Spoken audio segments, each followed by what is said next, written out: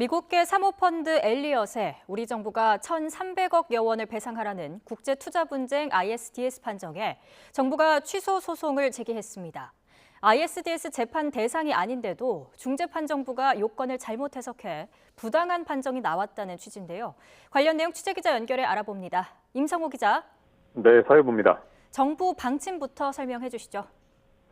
네, 일단 앞서 지난달 20일 국제상설중재재판소 PCA는 우리 정부가 엘리엇에 손해배상금 5,300만 달러, 우리 돈으로 690억 원가량을 배상하라고 판정했습니다. 엘리엇이 최초 청구한 금액 7억 7천만 달러 가운데 7%가량 인용된 건데 이자와 법률 비용 등을 더하면 배상액은 모두 1,389억 원에 달합니다. 이 같은 판정이 나온 지 28일 만인 오늘 정부가 중재지인 영국 법원에 취소 소송을 냈습니다. 판정 불복 사유로 한미 FTA 해상 관할 위반을 들었는데요. 한동훈 법무부 장관의 말 직접 들어보겠습니다. 중재판정부가 한미 FTA상 관할, 아까 제가 말한 의미의 관할입니다. 관할 인정 요건을 잘못 해석해서 이 사건에서 관할을 인정했다고 판단했습니다. 그리고 이것은 영국 중재법상의 정당한 취소 사유에 해당합니다. 법무부는 또 엘리엇 판정에서 계산상 오류와 불분명한 판시 사항 때문에 손해배상금이 60억 원 이상 과다하게 책정됐다며 이에 대한 정정 신청도 중재판정부에 냈다고 밝혔습니다. 정부가 인정하지 않고 취소 소송 사유로 든 게 이번 판정이 ISDS 관할권을 잘못 해석했다는 건데요. 이게 무슨 뜻인지 설명해 주시죠.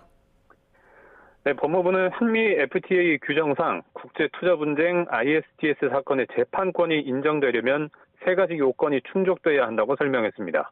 정부가 채택하고 유지한 조치거나 투자자의 투자와 관련이 있어야 하고 또 조치의 책임이 국가에 기속돼야 한다는 세 가지 조건인데요.